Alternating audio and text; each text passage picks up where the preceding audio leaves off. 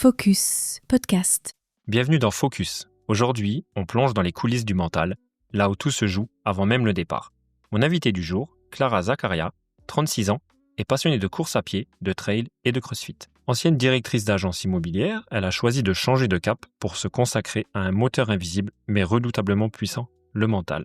Formée à la préparation mentale et à la PNL, Clara accompagne aujourd'hui aussi bien les sportifs que les dirigeants d'entreprise, pour les aider à performer, à avoir confiance et à trouver l'équilibre. Préparez-vous, on va parler visualisation, confiance, performance et peut-être aussi de comment dompter ce petit saboteur qu'on a tous dans la tête. C'est parti, bonne écoute. Clara, bonjour. Salut, merci de me recevoir. Avec plaisir. Il manquait le côté un peu prépa mentale, donc du coup, j'ai pensé à toi en tombant sur ton profil Instagram. Merci, ça me fait plaisir d'être avec toi aujourd'hui. Écoute, plaisir partagé. On va commencer tout de suite un petit peu par le vif du sujet. Avant d'accompagner les autres, tu étais directrice d'agence immobilière. Comment passe-t-on des clés d'appartement aux clés du mental ? Écoute, pour être honnête, j'ai commencé un début de burn-out. Je fais pas très... on va dire, ça fait un peu comme tout le monde, mais c'est la réalité. Et il y a eu une grosse remise en question. Moi, l'immobilier, c'était mon premier amour, donc j'ai fait mes études dedans, etc. Et à un moment donné où c'était plus aligné avec qui j'avais envie d'être et qui j'étais, surtout. Donc j'ai fait un long bilan de compétences de plus de 6 mois, vraiment hyper introspectif pour me reconnecter à ce qui était important pour moi, ce que j'avais envie de faire, ce que j'avais envie d'apporter, de dégager comme énergie, etc. Et on est ressorti la préparation mentale. Au début, j'avoue que j'étais un peu surprise. Je me suis dit, ok. Bon, une fois que j'ai pu poser les choses sur le papier, c'était devenu presque une évidence qui n'avait pas été retrouvée. Et donc suite à ça, j'ai pris le temps de mûrir bien le projet, parce que forcément, on ne change pas du jour au lendemain, de me former pour être certifiée. Ça me tenait vraiment à cœur de faire les choses correctement, et ensuite de me lancer. Et du coup, tu as fait où ce test de bilan de compétences ? Ouais, les bilans de compétences. Alors, je l'ai fait en ligne, en visio. Donc, j'avais un visio de 1 heure à 1h30 par mois avec une personne que j'avais connue via l'IUT. Elle s'appelle Manon Muller. Voilà, c'est sa spécialité. Elle accompagne dans les bilans de compétences. Et l'idée, c'était vraiment, ce que je disais, c'était quelque chose d'introspectif, d'aller vraiment travailler sur moi, sur mes valeurs, sur ma vision, la vision que j'avais de moi-même, que les autres avaient de moi aussi. Et sur ce qui était vraiment important pour moi, en fait, parce que comme ça, on peut faire un travail qui est aligné avec ce qu'on a envie de faire. Et je pense que c'est finalement la base de tout. Exact. Et du coup, donc, tu as eu ce critère de prépa mentale et tu t'es dit, t'as fait confiance ou tu... Non, j'ai creusé. Ouais, t'as quand même creusé un petit peu. Ouais, j'ai creusé. Alors, j'ai fait confiance, oui, parce que c'était son métier. Et puis parce que finalement, c'est pas elle qui m'a posé ça comme ça. C'est moi aussi qui l'ai posé au fur et à mesure des séances. C'est un des métiers qui est ressorti. Après, j'ai fait une étude, on appelle ça une étude métier, mais j'ai pris contact avec plusieurs préparateurs mentaux pour voir ce que c'était le métier. La réalité aussi, qu'est-ce qu'on fait en séance, parce que... Oui, il faut voir ce qu'on fait sur le terrain, parce que c'est bien beau de mettre un nom sur un métier, mais il faut savoir ce qu'on fait aussi derrière. Exactement, tout à fait. Et donc, du coup, ça a été aussi un long travail de back-office, on va dire, pour mener le projet à bien. Après, j'ai pris vraiment longtemps pour y réfléchir, parce que je voulais pas m'engager à la légère. Mais finalement, j'adore le sport, ça fait partie intégrante de ma vie, et c'est ma bouée de sauvetage, j'en ai besoin. Et j'adore aider les autres. Moi, je formais beaucoup mon équipe auparavant. Je savais que je voulais garder ce côté un peu transmission, d'aide, d'accompagnement, mais je ne savais pas sous quelle forme. Et donc finalement, là, c'est un métier qui est allié tout à la fois. Dans l'immobilier, tu faisais déjà du sport quand tu étais... Je faisais déjà du sport, ouais. Okay. Ah ouais. Tu faisais quoi ? Beaucoup de courses à pied à l'époque. J'ai commencé le crossfit il y a 1 an et quelques seulement, mais à l'époque, c'était beaucoup course à pied et trail. Ok. Tu as découvert ça vers la vingtaine ou c'était déjà... Non, plus vieille. Non, avant, je faisais plutôt... Je me suis concentrée déjà beaucoup sur mes enfants. Plus jeune, j'ai fait beaucoup de tennis, du volley-ball. J'avais quand même vraiment un bon niveau, pas au niveau national, mais au niveau régional, j'avais un bon niveau. Et après, c'en est venu le moment de se poser avec les études, etc. J'ai fait plus du sport plaisir que compète. J'ai eu mes enfants. Donc pareil, il y a des moments de vie où il faut choisir. On ne peut pas tout faire à la fois. C'est pas faux. Et je suis revenue vraiment plus sérieusement au sport et aux compétitions avec la course à pied en 2019, je dirais 2020. Donc il y a 5-6 ans à peu près. Et le sport a toujours fait partie intégrante de ma vie, mais suivant les années, suivant les périodes, de manière différente. Ok. Et pour toi, c'est quoi exactement la préparation mentale? En quoi c'est différent d'un coach classique ou d'une thérapie? C'est l'approche qui va être différente et les sujets qu'on va travailler. En fait, la préparation mentale, le but, c'est vraiment d'aller rechercher la performance. Mais déjà, la définition de la performance n'est pas la même pour chacun. Donc déjà, on va se la définir, chacun va se la définir et on le fait en séance. Et pour aller chercher cette performance, cette progression, on va aller chercher la gestion du stress, des émotions, gérer sa peur de l'échec, gagner en confiance en soi, lever des potentiels blocages, qu'on peut s'être créé soi-même ou que d'autres nous ont créés. Et tout ça avec des outils vraiment concrets qui vont permettre en fait un vrai changement durable. C'est ça. Voilà. Et donc l'approche n'est pas la même. Souvent en thérapie, on va aller beaucoup plus chercher dans le passé lointain, profond, les choses pour voir comment ça s'est ancré. Moi, je dis pas que le passé, je m'en fous, c'est pas ça. Mais l'idée, c'est de vraiment travailler les choses différemment. Et en coaching, c'est pareil. Alors déjà, souvent le coaching, ça va plutôt. Quand on parle de coaching, c'est beaucoup du côté professionnel ou un peu un coach perso. Les côtés sportifs, ça s'appelle un préparateur mental. Et les apports qu'on peut faire, les outils de préparation mentale, on peut très bien les défalquer de la même manière aux dirigeants d'entreprise. Et c'est pour ça que moi, j'accompagne les deux types de clients. Ok. Oui, c'est vrai que d'un côté, dans le sport, on dit un coach sportif, mais quand on va vraiment vers du haut niveau, c'est plus un préparateur physique même qu'on a. Exactement. Donc, du coup, tu as un préparateur mental. Un préparateur mental, ouais. Mais c'est vrai que la préparation mentale, pour le coup, dans le sport, ça peut aider aussi, ce que je vais appeler les sportifs loisirs. C'est pas péjoratif du tout, mais un sportif loisir, ça marche aussi très bien. Parce que, justement, à sa hauteur, il va rechercher une performance. Bien sûr. Voilà, c'est pas la même. C'est sûr qu'il va pas rechercher à être médaillé d'or, mais il va chercher à prendre du plaisir et à boucler sa compète, peut-être à améliorer son chrono. Voilà, chacun voit midi à sa porte, entre guillemets. Comment expliques-tu à un sportif ou à un chef d'entreprise vraiment l'importance du mental dans la performance? Souvent, j'ai pas vraiment besoin de l'expliquer, parce que les gens qui viennent à moi, c'est qu'ils ont compris que c'était important. Donc, je vais plutôt parler si on devait expliquer à quelqu'un qui ne l'aurait pas compris. Comment on veut performer, comment on veut progresser si, par exemple, notre stress nous empêche de bien dormir, admettons, dans une compète sportive. On ne dort pas pendant une semaine avant. Le matin même, on arrive à peine à prendre son petit-déj tellement on a mal au ventre. Et 5 minutes avant, on est à 2 doigts de courir aux toilettes tellement on n'est pas bien. Ça marche pour un dirigeant d'entreprise aussi, c'est même bien idée. sûr, après une grosse réunion, un gros contrat signé. Par exactement. Ou si, par exemple, tu manques tellement de confiance en toi que en fait, tu passes ton temps à dire « de toute façon, je vais jamais la boucler, cette compète, ça va pas le faire ». En fait, on est en train de se mettre soi-même des obstacles qui fait qu'on ne peut pas performer. Donc, c'est un peu comme, pour moi, aller à une... je sais pas, demain, tu cours 3-4 km de temps en temps et tu te dis « Allez, la semaine prochaine, je fais un semi-marathon ».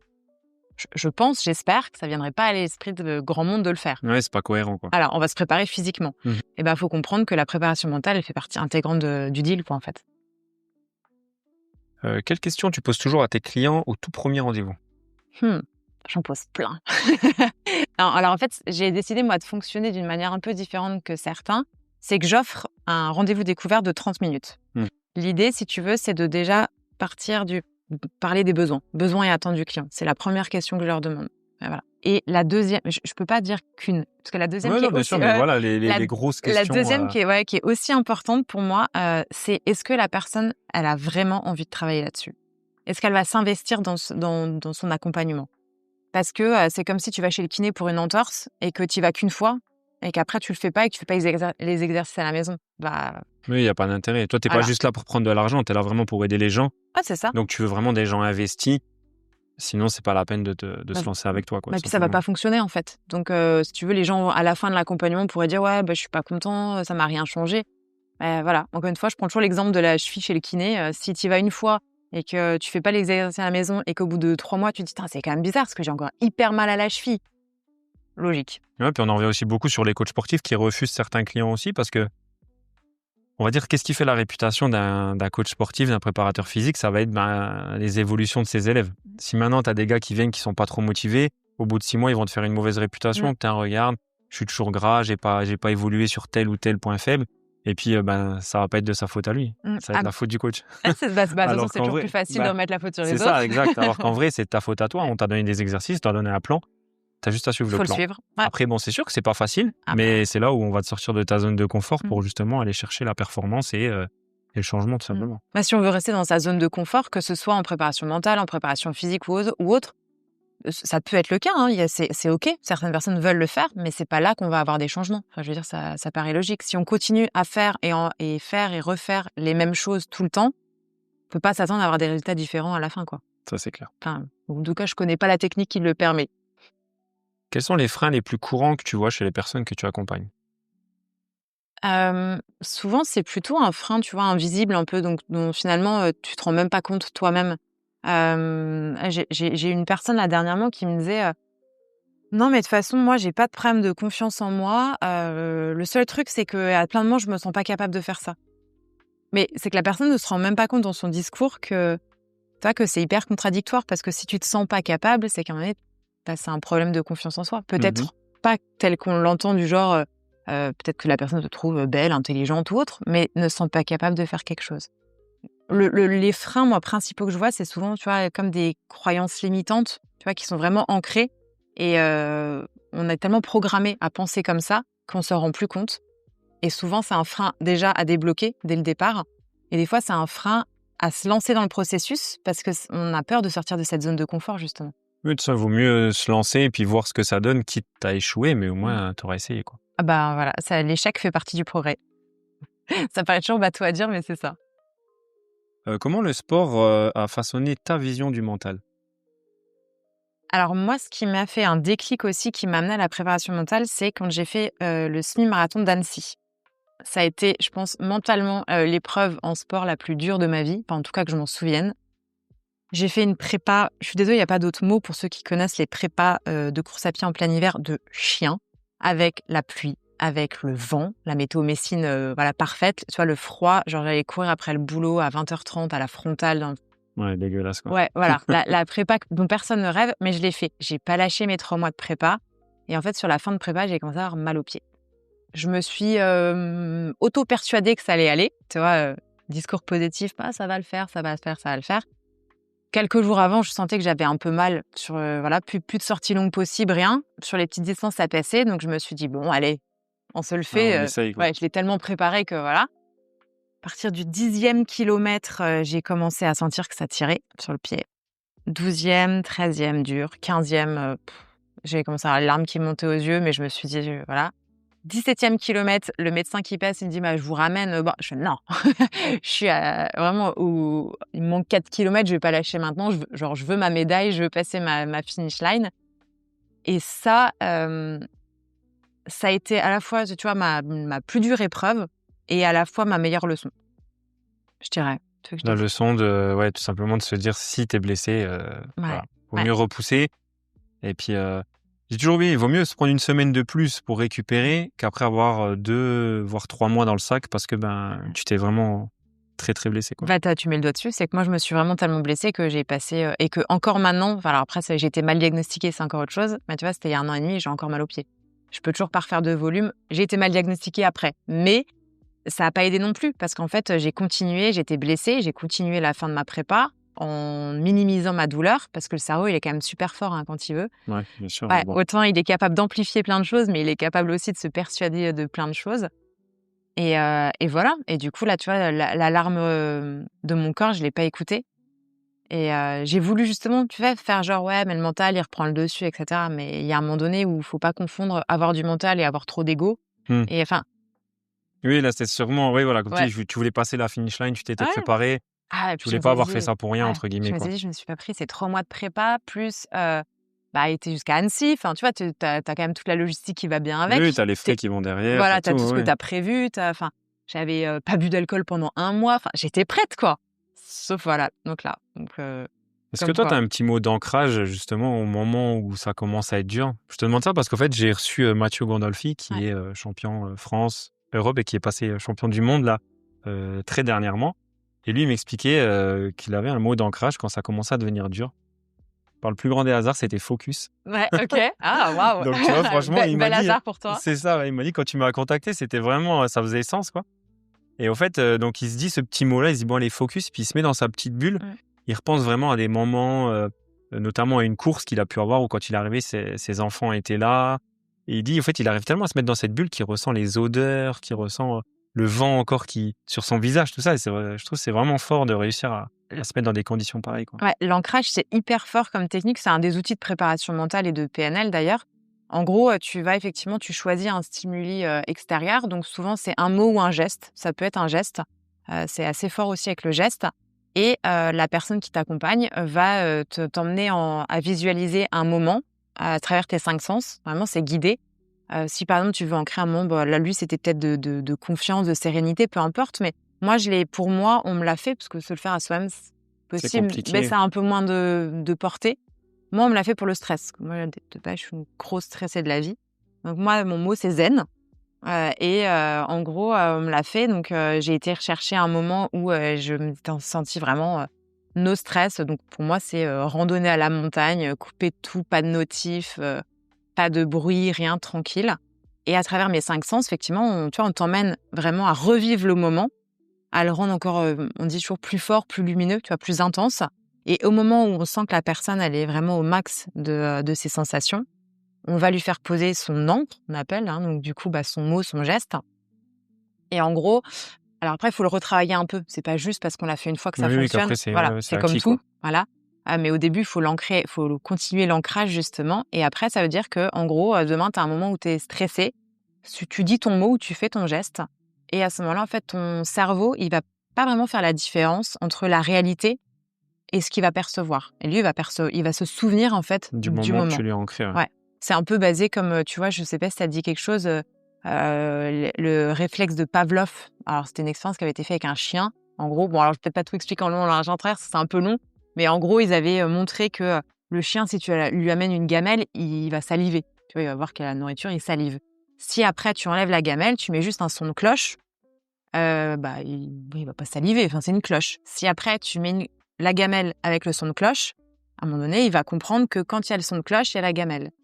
Et quand tu ancres bien ça, il suffit qu'après, tu ne lui mets pas la gamelle, mais tu mets le son de cloche et le chien, il salive. C'est une expérience qui avait été menée il y a... Pas m'aventurer à donner l'année, je la connais pas, mais et c'est hyper puissant et c'est là de voir qu'en fait, on peut conditionner, entre guillemets, des réflexes. Ok. Ouais, le cerveau est Ouais, très, très complexe. Ah ouais, exactement. Justement, tu parles de PNL. Concrètement, ça veut dire quoi pour quelqu'un qui ne connaît pas? Alors, la PNL, donc c'est la programmation neurolinguistique. Alors, comment expliquer? Alors, en gros, notre cerveau, il est un peu fait on va dire comme un ordinateur. Il a plein de programmes en lui. Et pour que la machine de notre cerveau ne surchauffe pas, c'est plus facile de laisser parler direct les programmations, quoi. Tu vois, les programmes qui sont ancrés dans nos cerveaux. Donc, les programmes, ça peut être, par exemple, des croyances limitantes, des schémas de pensée, des façons d'agir, tu vois, de réagir à telle ou telle situation. Donc, c'est plus facile pour ton cerveau de toujours réagir, de prendre des décisions en fonction de ces programmes qui sont ancrés en toi, qui sont programmés, justement. L'idée de la PNL, c'est d'apprendre à se connaître. Donc, pour nous, quand on accompagne, d'apprendre à la personne à se connaître elle-même et que nous, on apprenne à la comprendre pour pouvoir mieux l'accompagner. Et c'est un peu comme si vous voulez reprogrammer l'ordinateur qui a bugué un peu, en gros. Voilà. Ouais, tu as des automatismes que toi, tu veux essayer de changer, quoi. C'est ça, exactement. Donc, on va essayer de reprogrammer, par exemple, une croyance limitante qu'on pourrait avoir du style moi, je suis pas fait pour gagner de l'argent. Je suis pas assez bien pour être aimée. Ça, c'est typiquement un truc qui est hyper ancré chez beaucoup de personnes.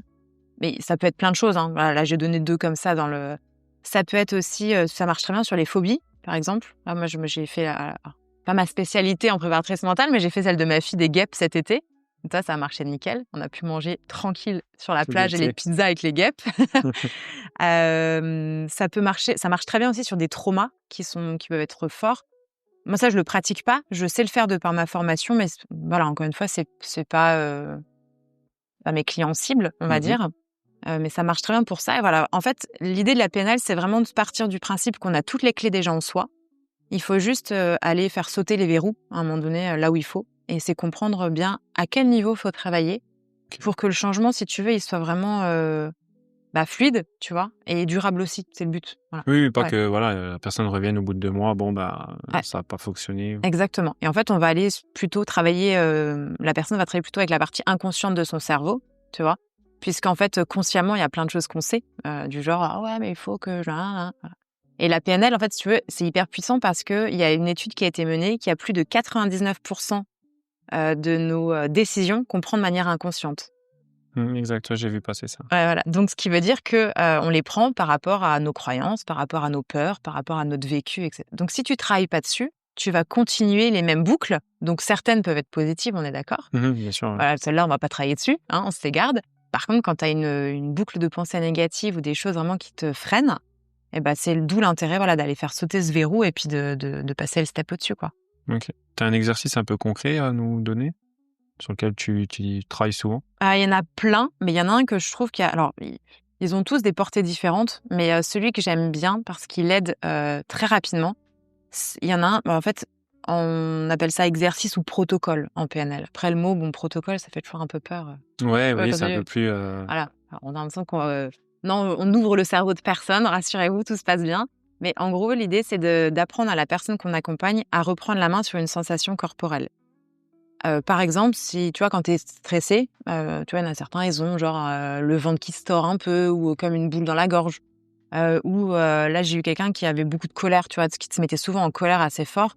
Et à cause du stress, hein, mais du coup, lui, ça lui faisait, il avait l'impression d'avoir, tu sais, la tête qui explose tout le temps. C'est vraiment qui... Et donc, en fait, de par l'exercice, on amène les personnes déjà à se calmer, etc. On leur demande d'abord de donner un mouvement, de vraiment décrire ce qu'ils ressentent. Donc, par exemple, typiquement, si c'est dans le ventre, si c'est une boule, je sens une boule dans le ventre, ok, quel mouvement elle prend cette boule? Ok, elle tourne en rond. Ok, est-ce qu'elle a... On a fait expliquer vraiment tout ça.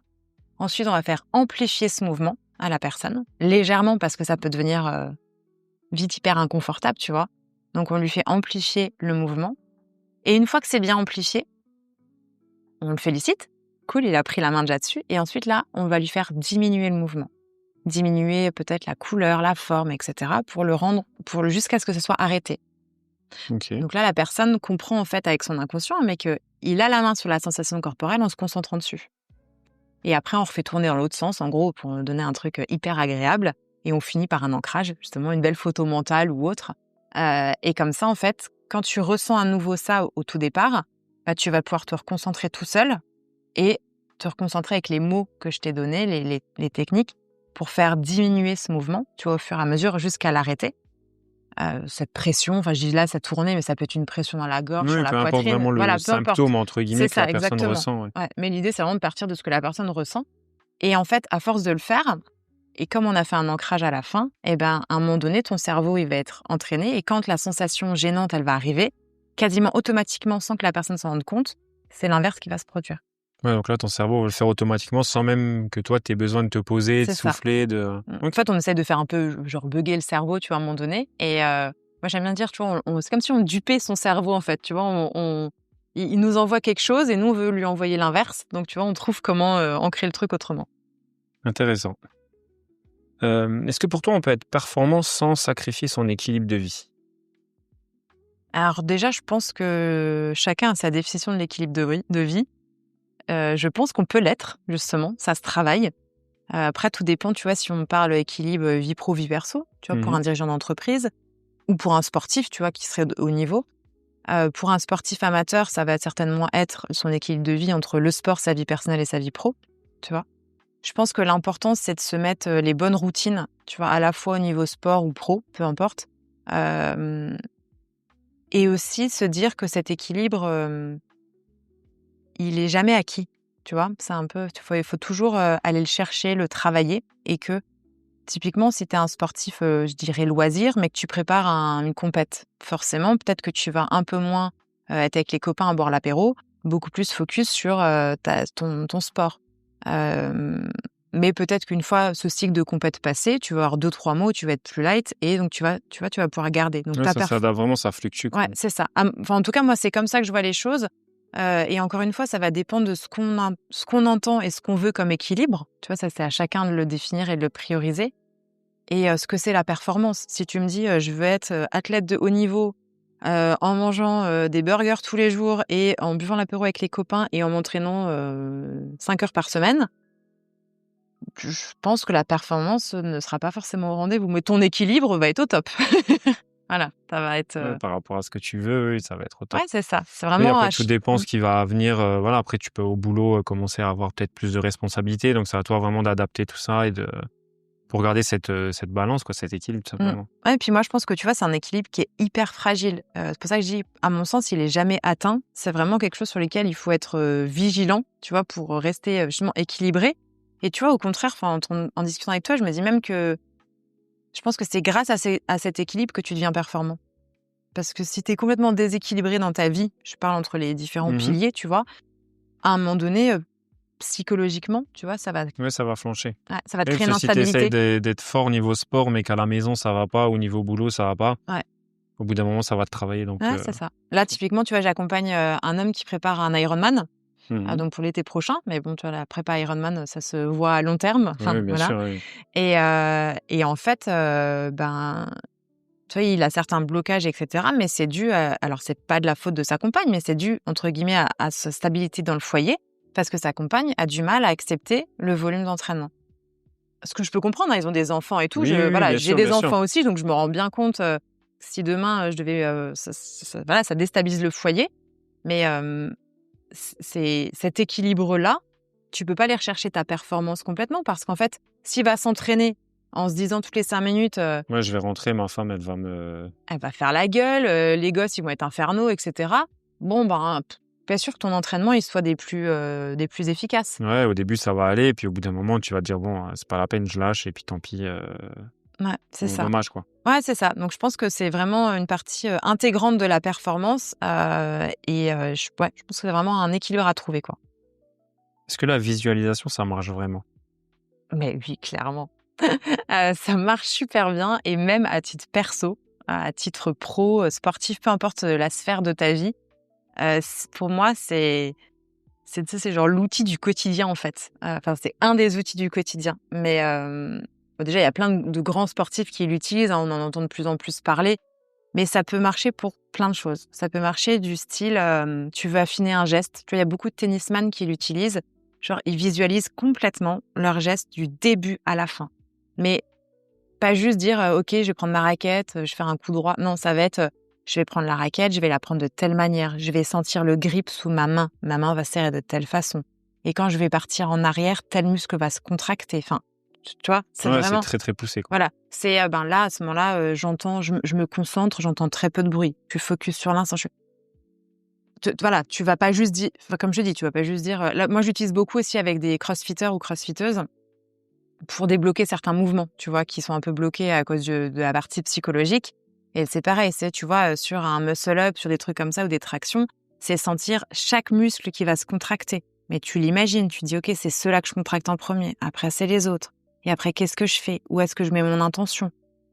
Potentiellement, il y en a qui me disent, ouais, là, je sens, ça pue, tout le monde a transpiré autour de moi. OK, c'est pas grave, ça fait partie du game, tu vois. Et demain, tu prépares une grosse réunion au boulot, ça marche de la même façon. Tu prépares, je sais pas, tu dois aller voir, je sais pas, un pote à toi pour une conversation qui est pas cool. Pareil, tu fais. En fait, ça t'aide à te préparer. Ça t'aide du coup forcément à te sentir plus confiant quand tu y vas, parce que t'as visualisé. Ça t'aide du coup à déstresser. Et ça marche super bien. Là, je l'ai fait avec une nana qui va faire un trail. En fait, on a fait 3 visualisations de sa course. La visualisation de tout se passe bien dans le meilleur des mondes, c'est le monde des bisounours. Ouais, j'allais te le dire, justement, si ça va pas. Voilà, Vraiment. il fait beau, tout est cool, c'est génial, je kiffe, j'ai pas mal, je suis pas déshydratée, c'est OK. Bon, là, c'est la visualisation du kiff. Et ensuite, tu fais la visualisation je dirais du scénario moyen. Elle, en l'occurrence, pour donner un exemple concret, c'était, il se met à faire pas beau, je commence à avoir mal aux jambes un peu trop tôt dans mon trail. C'était un trail de, je crois, 30 bornes. Donc vraiment se dire: «OK, tous les signaux sont pas là tout de suite, en plus il pleut, j'ai les pieds mouillés, nanana». OK. Tout ça, c'est ce qui peut se passer. Et tu peux pas contrôler, par exemple, la météo. Non, ça, c'est Typiquement, sûr.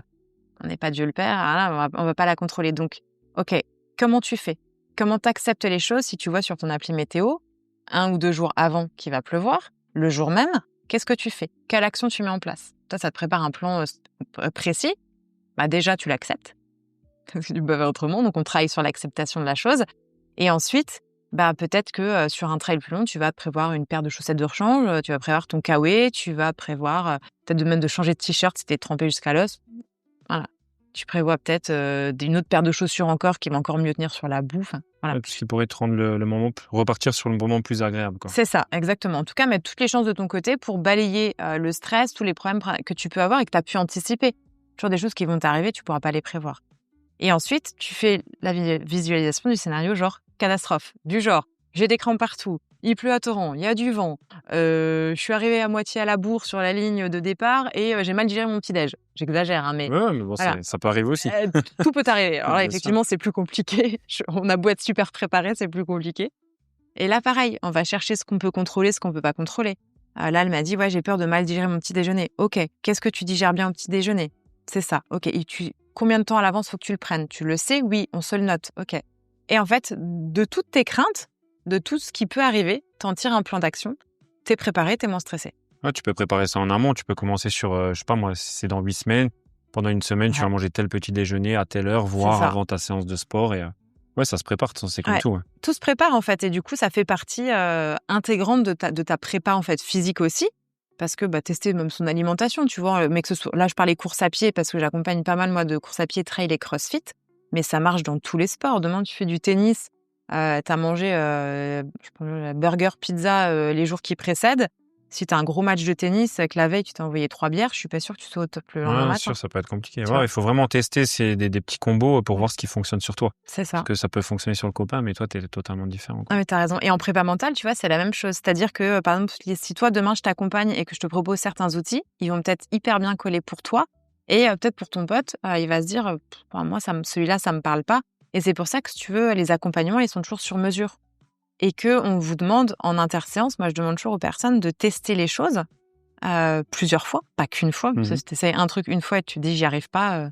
Oui, c'est pas la peine. Mets-toi à une barre, fais une fois une traction. Si tu n'en as jamais fait, peu de chance que tu la passes du premier coup aussi. Là, c'est pareil, c'est s'entraîner. Et en fait, c'est du coup créer ta routine mentale, comme ta routine de prépa physique. Tu crées ta routine de prépa mentale pour que tu sois au max de ta préparation, justement au niveau mental, quand tu as ta compétition. Oui, pour revenir à ce que tu disais, c'est vrai que quand c'est des choses que tu peux pas modifier, je me dis toujours, ça sert à rien de stresser, au fait. Il faut l'accepter, un truc tout bête, mais avec ma femme, on était sur l'autoroute, j'ai loupé, pas dit honte. Attention, si elle écoute, attention. ne change pas l'histoire. J'ai loupé la sortie de l'autoroute et on est reparti pour 36 minutes d'autoroute. Ah ouais. Plus de sortie, plus rien, on était obligé de continuer, de faire un détour de fond. Et elle a râlé dans la voiture, mais comme pas possible. Et j'ai dit, de toute façon, qu'est-ce que tu veux faire? Je peux pas m'arrêter sur l'autoroute, faire demi-tour. J'ai dit, maintenant, on accepte, on fait nos 36 minutes. Oui, j'ai faim, oui, j'ai soif. Oui. Moi aussi, mais voilà, on peut plus. Donc, c'est vrai que des fois, on se prend la tête pour des choses, mais quand on n'a pas la main dessus et que, ça peut être pour plein de choses, hein, même malheureusement, des fois, une maladie, ou des choses, même je discutais avec, j'ai reçu Mathias sur le podcast qui, lui, a été amputé d'une jambe, tu vois. Il dit, au final, je peux rien y faire. C'est comme ça, c'est fait. Maintenant, c'est à moi de me bouger le cul pour devenir une nouvelle personne, quoi. Oui, pour se rebâtir, entre guillemets, soi-même à partir de l'épreuve. Parce qu'après, en soi, tu peux te morfondre sur toi-même, tu peux... Alors, pour une amputation, je peux rien dire. C'est quand même une très, très grosse épreuve. Oui, bien sûr. Mais il dit, en fait, on peut s'en sortir de tout. Le moment là, il est dur, mais il aura une fin. Et c'est vrai que ça, c'est cool parce que c'est vrai que tout a une fin dans la vie. Et de se dire que à un moment, ça va se terminer, même un chagrin d'amour, même autre chose. Il faut penser à ça. Alors, des fois, ça dure longtemps. Oui. Mais quand ça se finit, c'est là que tu dis, finalement, c'était pas si dur, quoi. Non, et puis tu vois, ça apprend la résilience. C'est comme les blessures en sport. Bon, là, tu vois, tu parlais d'une amputation, c'est encore vraiment autre chose. C'est vraiment un deuil à faire, tu vois, le deuil de la jambe ou du bras, enfin, du membre amputé, en tout cas. Et ça, c'est encore autre chose. Mais c'est vrai que sinon, ça fait partie, comme tu vois, la gestion des blessures pour un sportif. Ça peut être hyper frustrant. Tu vois, quand t'es un sportif, même pas de haut niveau, et que t'es déconnecté de ton plaisir du sport et que tu peux pas pendant 1, 2 mois, 3 mois faire ton sport. Mais ça se travaille, en fait. Et c'est pas forcément toujours facile, on est bien d'accord. Il y a plein d'outils qui nous aident à le faire. Mais la première chose, c'est d'accepter. Et tu vois, beaucoup disent, ouais, il faut lâcher prise. Et moi, j'aime mieux dire, il faut laisser aller, tu vois, laisser agir. Parce que lâcher prise, c'est lâcher. Ouais, c'est négatif. Ah bah, tu vois, c'est un peu négatif, ouais. Pour le cerveau, lâcher quelque chose, c'est pas très positif, quoi. C'est que tu lâches, t'abandonnes. Alors, in fine, oui, c'est ça. Mais la réalité, c'est que si tu dis c'est du laisser aller, ben, c'est beaucoup plus doux. Ça veut dire la même chose, en fait, hein. Ouais, mais c'est tous des petits mots qui vont vers la pensée positive, on va Ouais, dire, c'est et ça. qui t'aident à avancer, à Mais laisser ouais. aller, comme tu dis. Oui, c'est ça, laisser aller. Mais et puis en plus, enfin, pour le coup, c'est vraiment une des clés de la préparation mentale, c'est d'améliorer, tu vois, ton dialogue interne, ton discours, de ce que tu te dis à toi-même, de toi-même, des situations, des autres, enfin, de tout ça, tu vois. Parce qu'effectivement, si tu restes sur du négatif dans tes pensées et dans tes mots, en fait, bah, ton cerveau, il reste focus sur le négatif. Même Donc, dans ton entourage, moi, je trouve. Quand tu as des gens ah ouais? négatifs autour de toi, je trouve que ça te met un brouillard un peu mental, et c'est pas, t'es pas productif, tu sais, avec des gens qui sont tout le temps en train de râler, qui sont tout le temps en train de se plaindre, alors que tu as des gens qui, justement, sont là, qui te poussent vers le haut. Je trouve que c'est deux environnements totalement différents, quoi. Ah bah, dans ces cas-là, tu vois, quand tu es bien et quand, tu as un bon mindset, on va dire, tu vois? Mais après, il a le droit de fluctuer, c'est aussi OK. Personne n'a un mindset infaillible, Oui, 24 sur ça, bien 24, 7 sûr, jours ouais. sur 7. Mais de manière générale, quand, effectivement, tu «rayonnes» entre guillemets et ton énergie, tu la défalques aux autres. Quand elle est positive et quand elle est négative aussi. Pas faux. Ouais, donc Est-ce que tu as un exemple de PNL qui a transformé vraiment un client en un temps record ou... là, j'en ai eu 2 là récemment, un, côté sportif avec, une, femme, qui, bah, prépare un trail de nouveau. Enfin un ultra trail et qui était une très, très grosse stressée de la vie. Mais quand je dis grosse stressée, c'est des dossards plaisir, hein, c'est pas son métier. Bah, elle a son entreprise d'ailleurs mais par contre, elle est tellement stressée qu'en fait, elle endort pas bien les nuits qui précèdent le dossard. Elle a mal au ventre, et pendant toute la course, elle ne profite pas du tout, du tout, du tout. C'est-à-dire que toutes les 5 minutes, elle se demande, qu'est-ce qui va lui arriver et comment elle va gérer si ça arrive et comment elle fait ça et Horrible, quoi. ah bah, en fait, des fois, elle me dit: «Mais je suis en pleine course», je me dis: «Mais vivement que ça se finisse, tellement je subis, quoi». Mais pourquoi elle s'inscrit, du coup? Mais parce qu'en fait, elle aime quand même la compétition. Sur le moment, elle est contente de s'inscrire et la boucle, elle revient en permanence. Tu vois, à chaque fois, elle se dit: «Bon, bah, ça va aller mieux» Ouais, et puis plus ça approche de l'échéance et plus elle et plus stresse, ouais. ça revient, ouais. Tu l'accompagnes, du coup, aussi dans le côté pro? Et ben, en fait, on a travaillé, initialement sur la partie perso, enfin, sportive, on va dire. Mais c'est ça qui est fort, c'est quand, tu ancres un changement sur ta partie, par exemple, sportive, ça défalque sur le pro. Si tu bosses sur le pro, ça défalque forcément, enfin, je sais pas, sur toutes tes sphères de ta vie. Parce que, si par exemple là, tu vois, elle a appris à gérer son stress, à gérer donc en gros, on décode les signaux d'alerte. Quand je vais être stressée, quand je commence à être stressée, qu'est-ce que je ressens? Comme ça, tu sais, tu vois, tu peux déjà, reprendre les choses dès qu'elles arrivent. On a mis en place des rituels pour éviter de stresser, justement. Alors, tu as toujours le stress ami et le stress ennemi. À un moment donné, c'est bien, c'est OK le jour de la compète d'être stressé. Si tu arrives, sans stress, c'est que c'est pas vraiment important pour toi, tu vois? Mais faut trouver le juste milieu, donc routine pour ça, et reprendre la main, tu vois, sur la sensation corporelle, comme on le disait. Du coup, tu vois, c'est un peu le combo magique et en fait, bah, à la fin de l'accompagnement, elle m'a envoyé un message et j'avoue, hein, je me suis pris un stress toute seule, hein. Elle m'a dit, «Oh, est-ce qu'on peut revenir en arrière? Mon mec me reconnaît plus». Là, sur le moment, je reçois le message comme ça, sans smiley, sans rien, brut, tu vois? Et je me dis: Là, tu l'as pris vraiment Ah au bah, je sérieux, me suis dit: «Qu'est-ce que j'ai fait?» et cetera. Je premier l'appelle degré, direct, ouais. je lui fais: «Allô?» Elle me fait: «C'est génial!» Je fais: «Ah ouais, tu me rassures», j'ai eu peur. Elle me dit: «C'est trop bien», en fait, elle s'en est même pas rendue compte elle-même qu'à un moment donné, elle a pas stressé sur une situation et c'est son conjoint qui lui a dit: «Mais tu es OK, là, tu es pas en train de Ouais, ça te monter dérange dans pas les ce qui tours, arrive, ça quoi. te» elle lui dit: «Bah non», elle me fait: «Oh, ah ouais, je vais pas stresser» et là, tu te dis: «OK, et elle a eu le déclic qu'il fallait. Et l'autre que j'ai eu, c'était avec un dirigeant d'entreprise et là, c'était vraiment fort parce on faisait un accompagnement, mais un matin, enfin, une fois, il est arrivé, il me dit: «Écoute, j'ai un gros blocage là, c'était pour ça qu'on se voyait aussi», mais en gros, il procrastinait sur plein de trucs, il prenait plus vraiment de décision, tu sais, pour son entreprise. Il était genre bloqué en termes de vision, mais il savait pas pourquoi. Il dit juste, «J'avance plus comme il faut, j'aime toujours mon boulot, mais j'ai un truc qui me bloque, quoi».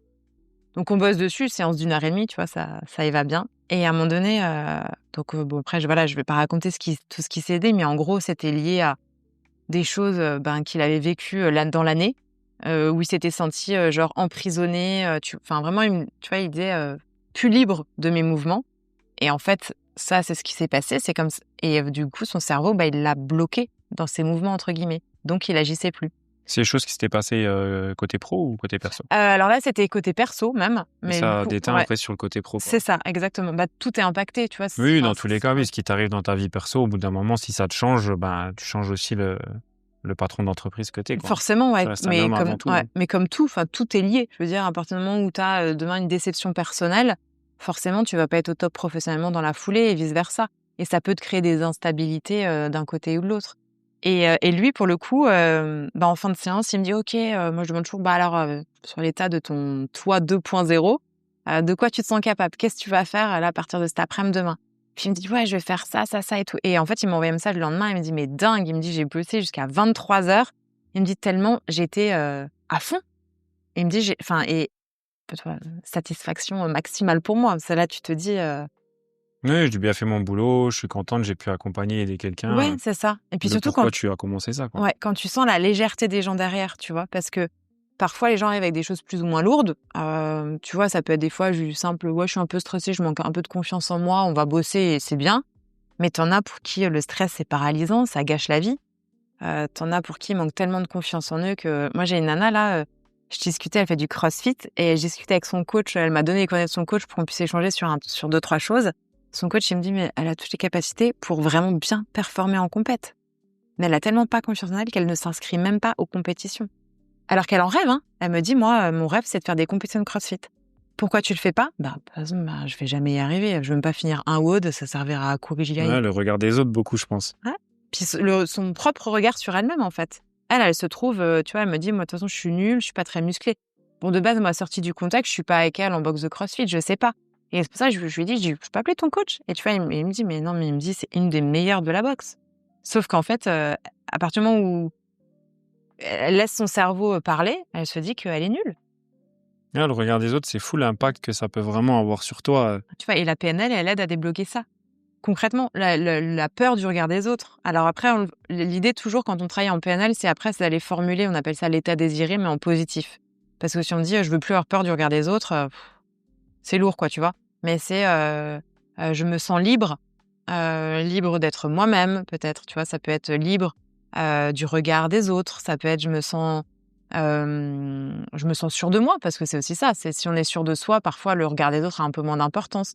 Et c'est vraiment formuler un état positif et on va aller chercher à travers. En fait, si tu veux, en PNL, on est en état de conscience modifié, donc c'est pas aussi profond souvent que de l'hypnose. C'est-à-dire que tu te souviens bien de tout ce qu'on dit, etc. Mais vraiment, on va chercher à laisser parler l'inconscient. Tu vois, on aide à travers la détente au départ. Et la respiration, un peu à débrancher la partie consciente de ton cerveau, parce que c'est elle qui va faire les blocages, sinon, toi qui vas te dire mais non, mais non, mais non. Et là, on te fait visualiser. Alors, suivant les exercices, c'est pas toujours la même chose. Mais tu vois, avant de venir, là, j'étais en séance avec quelqu'un et grosse, très stressée de la vie. Alors, elle est cadre dans une entreprise, cadre dans la finance. Et l'idée, c'est quoi? C'est de se dire que du coup, son stress, ça la renferme, ça l'empêche d'avancer sur plein de choses. Elle se sent du coup plus triste, plus voilà. Donc on a formulé du positif, du négatif, etc. Et je fais visualiser les deux. En fait, qu'est-ce que c'est cette personne qu'elle veut être, comment elle veut être. Donc on décrit, etc. On accentue, et comment c'est cette personne comme elle est actuellement, on redécrit, et après on fait, c'est un switch, on fait switcher les images, etc. entre elles, pour qu'elle comprenne que cette personne qu'elle recherche, elle est là en elle. Sauf que elle est cachée sous différents. Toi, je te parlais de programmes, par exemple, elle est cachée sous des petites couches de croyances, de pensées, peut-être de traumas vécus ou de choses qu'on t'a dit quand t'étais petit, peut-être de plein de choses. Et il faut simplement un peu enlever les couches, faire sauter les verrous et puis remettre les choses au bon endroit, quoi. Et pour toi, quel est l'exercice mental vraiment le plus sous-coté? Alors, je sais pas si c'est le plus. Enfin, je dirais la cohérence cardiaque, parce que c'est celui presque qu'on connaît peut-être le plus, entre guillemets, parce que là, même Léon Marchand, par exemple, la pratique, donc forcément, ça a remis le coup de projecteur dessus. Mais je pense qu'on nous explique pas assez les bénéfices. Donc, en gros, la cohérence cardiaque, c'est un exercice de respiration. Le but, si tu veux, c'est que... Alors, je ne vais pas rentrer dans des explications trop compliquées, mais en gros, notre corps, enfin, tout est piloté par le système nerveux autonome. Et il a 2 modes. Le mode sympathique, donc ça, c'est qui agit comme un accélérateur, tu vois, le cœur qui s'accélère, les muscles qui se tendent. En gros, c'est ton programme survie, tu vois. Alerte, il se passe un danger, quoi, tu vois. Parfois, le danger, c'est juste un effort intense de sport, mais le cerveau, pour lui, c'est une alerte, quoi, tu vois, ou ça peut être un gros stress, par exemple. Et tu as le mode, donc ça c'est sympathique, et tu as le mode parasympathique qui à l'inverse agit comme un frein, c'est les moments de repos, c'est les moments plus calmes. L'idée en fait quand c'est plus ton mode sympathique, donc tu vois gros stress ou autre qui est activé, c'est d'aller stimuler ton nerf vague, voilà, et pour le faire, pour du coup rétablir l'équilibre entre ces deux modes, tu stimules le nerf vague et donc la cohérence cardiaque, c'est un super moyen. Tu fais ça, il faut faire ça, c'est un exercice qui dure 5 minutes. Tu fais 6 respirations par minute, donc inspiration, expiration, 6 cycles comme ça, pendant 5 minutes. Alors, il y a plein de vidéos guidées, toi, sur YouTube ou autre pour le faire. Moi, j'en ai fait une pour les personnes que j'accompagne, qui font du lac d'Annecy, comme j'aime bien et tout, tu vois. Mais l'idée, c'est vraiment ça. Et si tu fais, ce qui est préconisé, c'est de le faire 3 fois par jour. Ok. 3 fois par jour, 5 minutes, donc ça te prend 15 minutes. Il a été prouvé, par des études, que 5 minutes de cohérence cardiaque, ça t'apporte 4 heures de bénéfices. En termes de gestion du stress, apaisement du stress, en termes même de gestion des émotions, de manière générale, en termes de concentration. D'ailleurs, tu es beaucoup plus focus. Donc, voilà, tu vois, c'est 3 fois par jour, 5 minutes, donc 15 minutes en tout et pour tout. Et en fait, tu es couvert, entre guillemets, sur toute la journée. Et c'est pour ça que je trouve que c'est sous-coté, parce que souvent, on te dit ouais, faites de la cohérence cardiaque, vous allez être déstressé. Ouais, mais pas que. Oui, c'est pas que ça, oui. Ouais, et ça a un vrai impact et c'est prouvé, tu vois, c'est prouvé scientifiquement. On est vraiment sur des... Ouais, j'en avais déjà Ouais. entendu parler, oui. Puis comme tu dis, lui en marchant, Ouais, a remis ça un peu ouais. Mais sur le devant de la scène. je trouve ça super parce qu'il y a de plus en plus de sportifs de haut niveau qui parlent de ce qu'ils font en préparation mentale. Et aussi, tu vois, ça ouvre un peu le dialogue parce que si toi, tu te dis, tu vois un Léon Marchand, par exemple, qui performe au niveau mondial et qu'en fait, on te dit pas que c'est aussi quelqu'un de stressé ou autre, tu peux te dire, mais moi, je suis qui? Pourquoi moi, je suis stressée d'aller faire une petite compétition? Pourquoi je suis stressée d'aller voir un gros client? Mais c'est vrai qu'on voit pas trop leur quotidien. C'est pas caché, mais c'est pas médiatisé, on va dire. Et c'est vrai que j'avais regardé aussi c'était sur M6, je crois.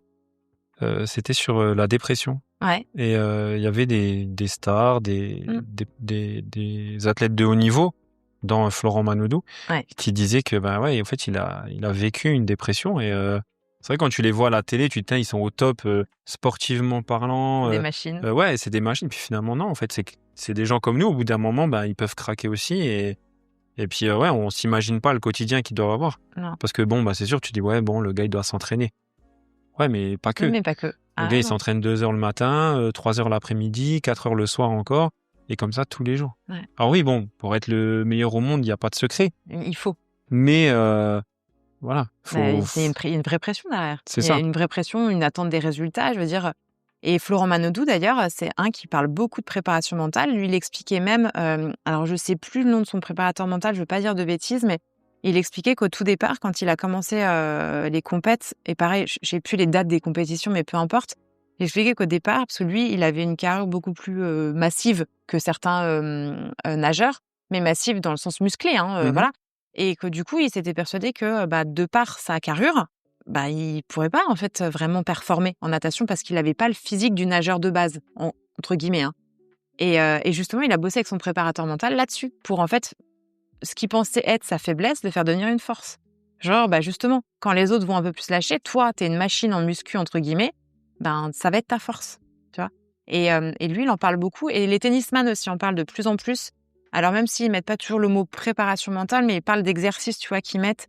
Je crois que c'est Djoko, mais je veux pas dire de bêtises. Mais il y en a un, je pense que c'est Djokovic, qui souvent, à des moments du match, il profite des moments où il va aux toilettes pour se reparler face au miroir. Tu vois, genre, il se regarde vraiment droit dans ses propres yeux, tu vois, et il se dit, tu vas tout déchirer, avec ses propres mots, mais il se remotive à ce moment-là. Il se remet la mèche. Ouais, j'avais entendu un truc aussi comme ça. Mais tout ça, ou comme le tennisman qui suit toujours sa raquette d'une certaine manière, c'est une sorte d'ancrage. Même si c'est pas dit tel quel, c'est le truc qui va le rassurer, ou le calmer, ou le remettre focus, dédicace au nom du podcast, au moment où il en a besoin. Donc la lumière se fait de plus en plus et comme tu dis, il faut ouvrir la parole sur les choses. Chacun a ses difficultés. On a tous des axes sur lesquels on a envie ou besoin de travailler. Et en fait, une personne qui est 100% consciente, 100% saine, 100% zen, 100%... C'est qu'elle te dit pas la vérité. Oui, ça n'existe pas. On a beau être confiant et tout, mais voilà. On a toujours des axes. Est-ce que tu as une petite astuce simple pour gérer le stress avant une grosse compétition? Alors, soit tu as eu la chance qu'on t'ait accompagné et tu fais ton geste d'ancrage et ça marche super bien. Après, ce qui peut bien marcher aussi, c'est, moi j'appelle ça un peu genre numéro d'urgence, c'est le 161. C'est pas mon numéro. C'est, en gros, tu fais, un cycle de 6 respirations pendant 1 minute. Donc ça vient de la cohérence cardiaque, sauf qu'au lieu de te mettre dans 5 minutes, tu fais juste un cycle. Donc c'est 1 minute de respiration et ça vient déjà bien te calmer. Ça a beaucoup plus d'impact si tu pratiques la cohérence cardiaque au quotidien. Parce que du coup, tu vois, ton nerf vague est déjà «entraîné» entre Ouais, ça guillemets te remet déjà dans ce et petit voilà, et moment-là. ça te remet beaucoup plus rapidement. Après, sinon, pour quelqu'un qui a jamais été accompagné ou qui pratique pas encore la cohérence cardiaque, le tips potentiellement, c'est, de se connecter, ça j'aime bien le proposer, à son futur moi. Genre, coup de stress avant une compète, on va prendre cet exemple-là, c'est plus simple, mais OK, tu te poses, tu te mets un peu dans ta bulle, éventuellement avec tes écouteurs si tu as besoin, s'il y a du bruit autour de toi. Qu'est-ce que je vais ressentir quand j'aurai fini ma compète? Quand j'aurai passé la ligne d'arrivée ou fini mon match, peu importe. Comment je vais me sentir? Potentiellement, fière, content, et cetera, et cetera. Qu'est-ce que je vais faire? Tiens, peut-être même, je sais pas, ceux qui font de la course à pied, je vais m'éclater au ravito à la fin, enfin, ça va être génial, enfin, je vais boire une bonne bière, j'en sais rien. Désolée pour les les diètes du sport, je sais que la bière, c'est pas le graal de la récup, mais souvent, c'est le graal du sportif à la fin et vraiment, c'est d'aller chercher toutes ces sensations-là qui vont, en fait, te mettre un shoot de dopamine, tu vois, au moment-là et ça va te faire déstresser parce que tu vas te reconnecter à après, comment ça va être génial et cetera. Est-ce que tu as un rituel mental pour démarrer la journée avec énergie? Avec énergie, je sais pas, mais avec la bonne énergie, je dirais, c'est, alors déjà, c'est pas vraiment un rituel mental, mais c'est de pas toucher le téléphone quand tu te lèves. Alors ça a rien à voir avec la préparation mentale en elle-même, mais c'est un super, tips que moi je fais depuis quelques mois et qui aide beaucoup. C'est pendant au moins 15 minutes, on ne check pas les réseaux sociaux, les messages, les mails et cetera. Parce qu'en fait, sinon, on se réveille et on se met direct dans un environnement qui est stressant. Plein de notifs, plein de choses à gérer et compagnie, on n'a même pas le temps de sortir de sa bulle de sommeil qu'on est replongé dans le stress. Donc mais la vraie chose qu'on peut faire, c'est, une fois, on va faire comme les tennisman, on va se mettre devant un miroir, ou alors on se le dit à soi-même, mais devant le miroir, ça a plus de portée.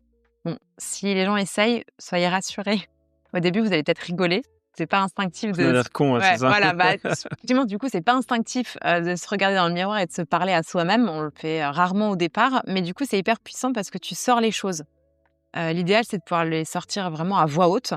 Et donc, du coup, c'est plus facile d'être bienveillant envers soi-même dans ces conditions, même si, encore une fois, hein, au début, c'est un vrai challenge. Il faut vraiment continuer à le faire jour après jour.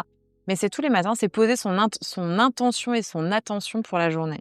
Ça peut être du genre, aujourd'hui, je décide d'être focus sur mon boulot, pour X raison. Aujourd'hui, je décide de prendre du temps pour moi. Aujourd'hui, je décide tout simplement même de passer une bonne journée.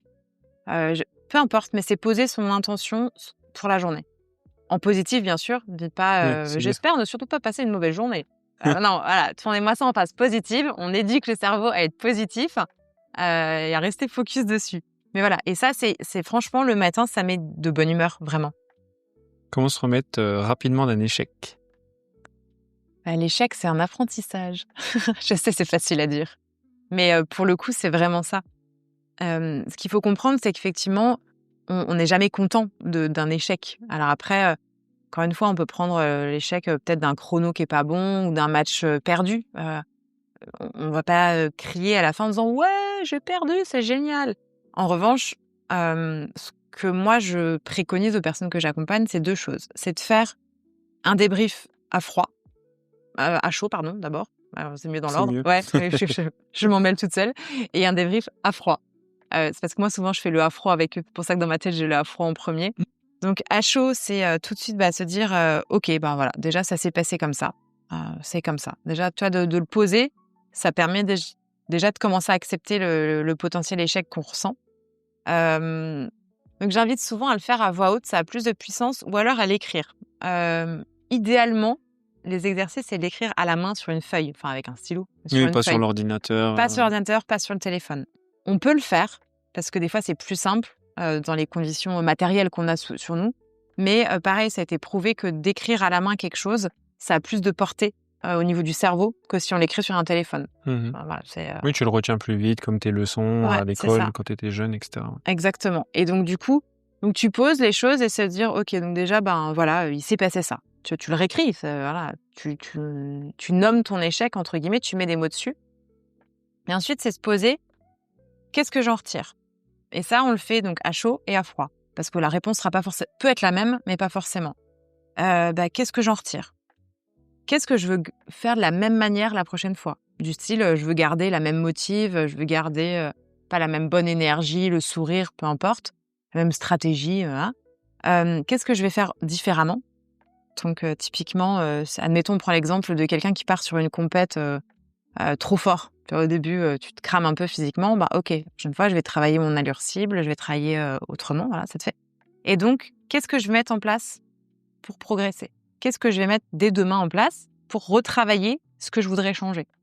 Mhm. Donc, tu fais ça à chaud. À chaud, bon, souvent, t'es un peu plus pris par les émotions. Donc, tu sais, c'est plutôt genre, qu'est-ce que je vais garder? Rien, c'était de la merde. Excusez-moi pour le mot, mais il n'y a pas d'autres mots parfois. Et à froid, après, on le retravaille. Et les gens peuvent le faire aussi tout seuls. Et là, ça te met vraiment déjà, tu tires, entre guillemets, j'aime pas le mot leçon, mais tu vois, un apprentissage. C'est plus positif. Mhm. Tire un apprentissage de ton échec. Et tu le tournes en positif pour t'aider à t'améliorer pour le futur. Et c'est le meilleur moyen, en fait, de rester, si tu veux, dans ta progression. Parce que si tu restes trop longtemps ancré sur j'ai raté ma compète, j'ai perdu mon match, ou je me suis blessée. Ok, mais qu'est-ce que tu fais de tout ça? Tu vois, quand tu te blesses, c'est aussi un super exercice pour le mental. Parce que, on disait tout à l'heure, tu étais connecté de ton plaisir, tu peux plus faire ton sport, tu es frustré. Ok, je suis blessée, c'est comme ça. De toute façon, encore une fois, personne n'a de machine pour remonter le temps et pourra changer l'ordre des choses. Donc, tu sautes sur l'occasion pour en fait justement te dire je suis blessée. Donc, je vais peut-être travailler ma mobilité. Tu vois, moi, je me suis fait mal au dos récemment. Ça m'a permis. J'ai dû arrêter le CrossFit pendant une semaine. J'ai bossé ma mobilité, ce que je fais pas assez. J'ai travaillé autrement, tu vois, des skis un peu plus précises et aux élastiques. Enfin, tu vois les choses, tu fais les choses autrement et surtout, j'ai appris. Je me suis blessée sur un deadlift.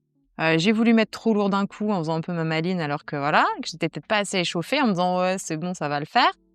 En plus, j'ai mal pris ma barre parce que 2 secondes avant, je rigolais avec quelqu'un, donc j'étais pas bien concentrée sur ce que je faisais. Ouais, donc tu sais pourquoi, tu retravailles là-dessus après Apprentissage. pour que ça arrive plus. Ouais. La prochaine fois, je vais m'échauffer un peu plus longtemps avant mon deadlift. Je vais rester concentrée et pas rigoler avec la première personne qui passe. Voilà, tu vois, ça plus ça plus ça. Donc bref, du coup, j'ai rejoint l'échec. Mais en tout cas, l'idée, c'est toujours, après un échec, déjà, faites en sorte de l'accepter. Ça prend plus ou moins de temps suivant l'échec. Là-dessus, on est bien d'accord. Et surtout, de tirer l'apprentissage. Et ça marche côté pro aussi et perso. Hein. Puis en plus, je sais plus du tout qui a dit ça, mais je l'ai entendu il y a pas longtemps. Il disait au fait, la meilleure place dans une compétition, ça reste la deuxième place. Parce qu'il dit au fait, si t'es premier, t'as plus rien à apprendre. Parce que tu te dis, je suis premier, donc c'est bon, Ouais, c'est acquis.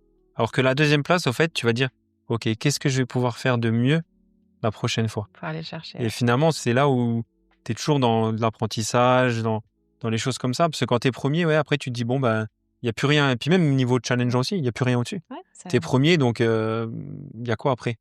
Tu vois, il n'y a plus Il rien. va rester premier. Alors, certains s'accrochent à ce challenge-là, tu vois, et justement travaillent avec leur coach sportif ou leur préparateur sportif et avec leur prépa mentaux, ceux qui en ont. Mais en tout cas, c'est vraiment quelle stratégie je mets en place pour rester premier. Parce que on parlait de l'équilibre tout à l'heure. Là, c'est pareil. En fait, c'est toujours ça reste l'équilibre pour rester premier. Et qu'est-ce que je fais? Et il faut aussi comprendre que souvent, tu vois, on se fixe un peu genre des objectifs et qui ne dépendent pas que de nous. Quand tu te fixes un objectif, il faut qu'il dépende que de toi.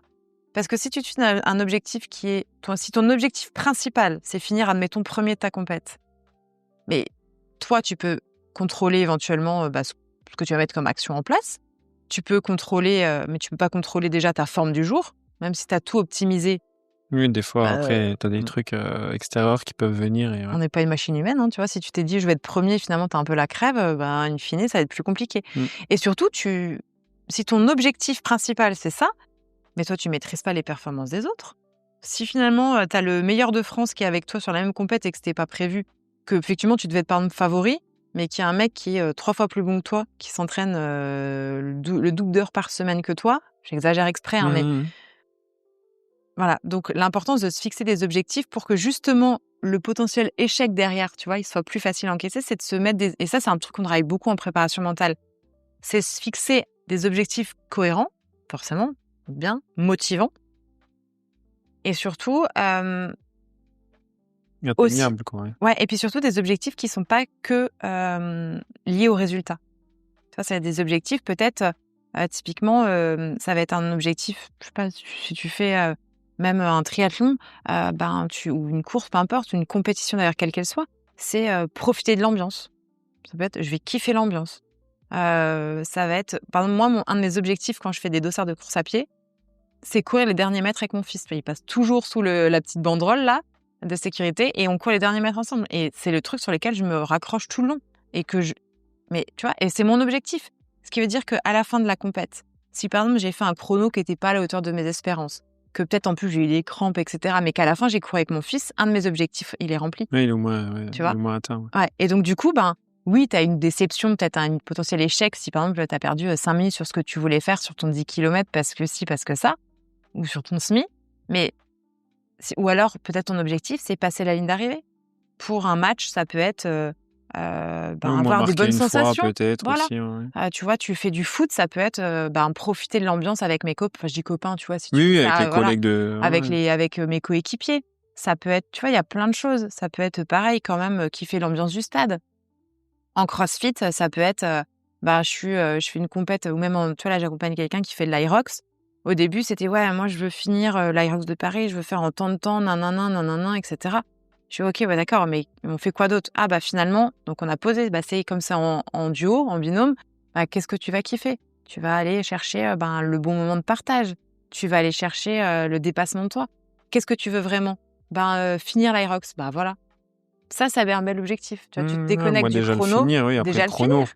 Oui, comme tu dis, vraiment se détacher du résultat, quoi. Ouais, voilà. Alors, passer la ligne d'arrivée reste déjà un résultat. Oui, bien sûr. Mais tu vois, tu te mets déjà moins de pression si ton objectif final, c'est de passer la ligne d'arrivée que de mettre qu'un chrono spécifique. Ou alors, si tu veux te fixer un objectif de chrono, fixe-toi-le un peu plus large. Il n'y a rien de pire que quand tu fais... alors, ça, c'est surtout pour des choses chronométrées. Ça ne marche pas pour tous les sports, ce que je dis, bien sûr. Mais ça marche pour un classement aussi, tu vois. Si tu te dis, je veux être absolument dans les 5 premiers et que tu finis 6e, mais qu'est-ce qui va se passer? Tu vas être détruit. Tu vas me dire, je suis ouais, juste à une place en plus. Ouais, bien je suis sûr. 6e, je voulais être dans les 5 premiers, je suis trop nulle, de toute façon, c'était sûr, nanana. Voilà, juste réfléchir à des choses, le faire de manière cohérente. Et après, il y a des gens qui sont très doués à ça déjà naturellement, d'autres pas du tout. Ouais. On a chacun nos bagages. Les extrêmes, ouais.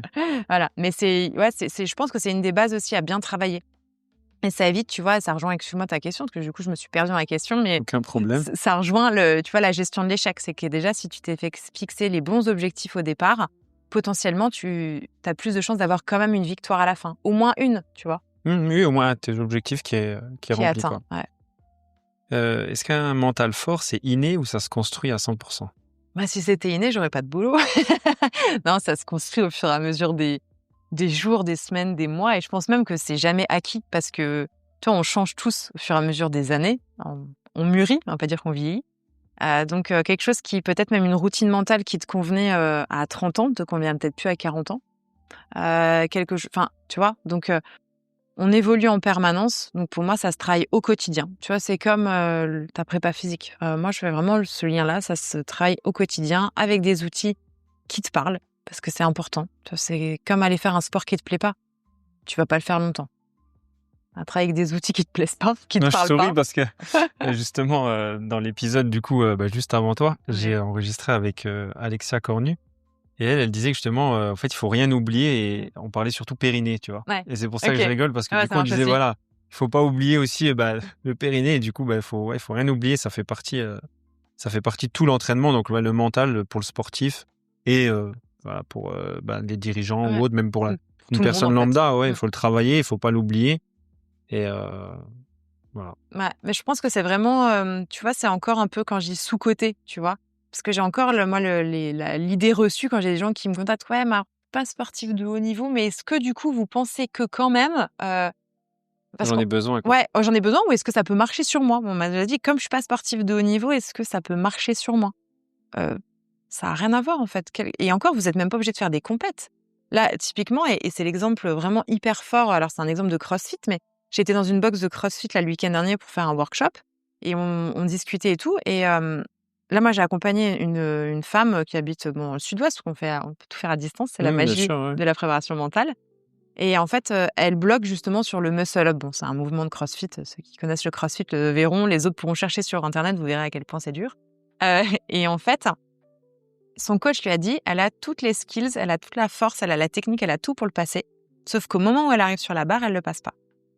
Et son coach lui a dit: «C'est un blocage psychologique, ne cherche même pas plus loin, il y a un truc qui te freine intérieurement», mais il lui dit: «Niveau force, niveau tout est OK pour toi». Et donc du coup, elle me contacte en me disant: «Ben, ouais, mais moi, je fais pas les CrossFit Games, je fais jamais de compétition». Alors les CrossFit Games, c'est le Graal des crossfitters et c'est au niveau mondial, donc pas beaucoup qui le font. Qui y vont. Et mais même, elle me dit: «Je fais même jamais de compétition». Du coup, je me dis, elle m'a dit: «J'ai l'air», désolée du mot, elle m'a dit: «J'ai l'air un peu conne de vous contacter, je pense, parce que mais je veux voir si on peut aider». Et en fait, bien sûr qu'on peut aider. C'est pas parce qu'on fait pas de compétition qu'on travaille pas son mental. Parce que elle s'était tellement mis, parce que c'est vrai que le muscle up, c'est le Graal du crossfitter ou la crossfiteuse. Ouais, ou même pas que, hein, même Oui. rien que si tu fais des tractions, tu te dis ouais, ça peut être cool de Non, mais c'est clair. passer ça. T'en vois plein à la plage. Là, j'étais à Barcelone Ouais. cet été. Qui Tu t'en voyais passe des gars qui en 25 à l'heure. faisaient. Ouah, c'est impressionnant, quoi. Mais ça peut être pour tout. Ça peut être aussi, tu vois, là, je prends cet exemple-là parce que c'est un des derniers que j'ai en tête et que j'en ai parlé il y a pas longtemps.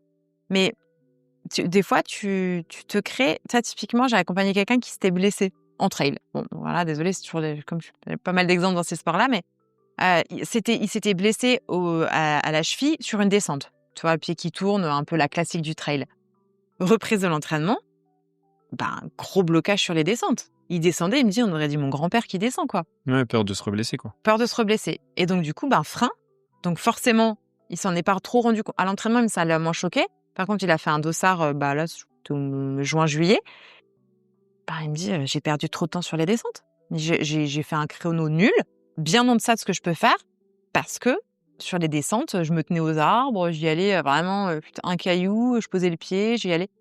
Et donc, on a travaillé là-dessus. Et pour autant, lui, il fait pas plus de sport que toi et moi. Je veux dire, c'est son loisir. Mmh. Simplement, en fait, il avait un blocage qui le déconnectait du plaisir de son sport.